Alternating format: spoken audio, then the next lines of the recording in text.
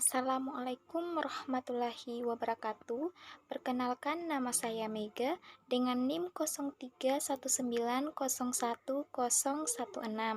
Di sini saya akan mempresentasikan tentang teknik penarikan sampel yang terdiri atas accidental sampling dan purposive sampling. Oke, lanjut saja kita simak videonya. Yang pertama, accidental sampling. Accidental sampling adalah teknik pengambilan sampel yang berdasarkan suatu kebetulan, yaitu siapa saja anggota populasi yang kebetulan ditemui peneliti atau pengumpul data, maka anggota populasi tersebut dijadikan sebagai sampel penelitian. Contohnya adalah survei kepuasan pengguna Instagram. Media sampling yang digunakan yaitu Instagram, sedangkan metode sampling yang digunakan adalah peneliti membuat jejak pendapat terbuka di Instagram dengan pilihan jawaban puas atau tidak puas dengan pertanyaan apakah pengguna merasa puas dengan Instagram.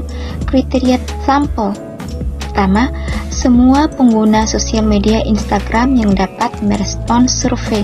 Yang kedua, pernah dan masih menggunakan Instagram, serta durasi waktu yang digunakan yaitu 24 jam. Selanjutnya, kelebihan dan kekurangan accidental sampling. Yang pertama, kelebihan. Kelebihan accidental sampling diantaranya, teknik ini sangat hemat bagi peneliti. Penerapannya tidak membutuhkan banyak usaha maupun memerlukan banyak biaya. Memberikan kebebasan terhadap peneliti yang bersangkutan untuk menentukan sampel yang dirasa paling memenuhi syarat. Penelitian dapat dengan cepat diselesaikan karena metode penarikan sampel tidak membutuhkan durasi yang lama. Teknik pengambilan sampelnya mudah dan memiliki fleksibilitas tinggi karena tidak terikat banyak aturan. Yang kedua, kekurangan. Kekurangan accidental sampling diantaranya hasil penelitian tidak terlalu akurat sehingga kurang dapat dipertanggungjawabkan. Mayoritas penelitian dengan teknik ini menghasilkan kesimpulan yang berpihak. Tidak terlalu cocok untuk penelitian dengan tujuan akhir kualitas. Teknik pengambilan sampelnya mudah dan memiliki fleksibilitas tinggi karena tidak terikat banyak aturan. Yang kedua, purposive sampling. Purposive sampling atau sampel bertujuan dilakukan dengan cara mengambil subjek bukan didasarkan atas strata, random, atau daerah, tetapi didasarkan atas adanya tujuan tertentu.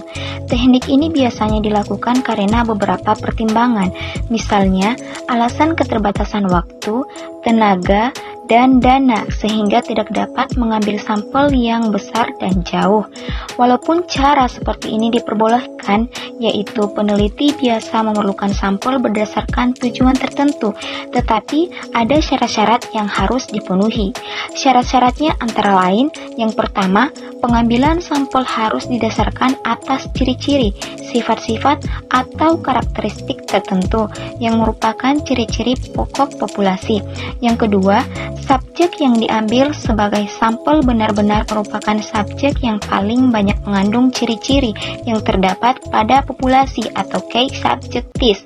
Yang ketiga, penentuan karakteristik populasi dilakukan dengan cermat di dalam studi pendahuluan.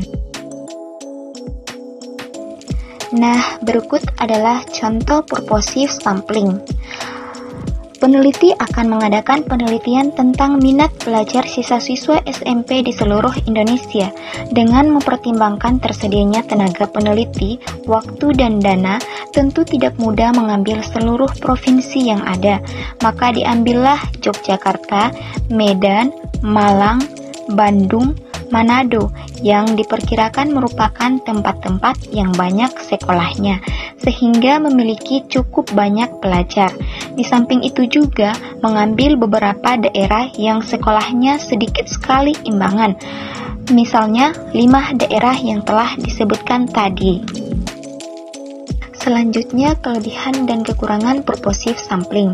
Yang pertama, kelebihan. Kelebihan purposive sampling diantaranya yaitu memudahkan tercapainya tujuan penelitian karena sampelnya berdasarkan kriteria yang dibutuhkan. Teknik ini cukup mudah untuk dilakukan.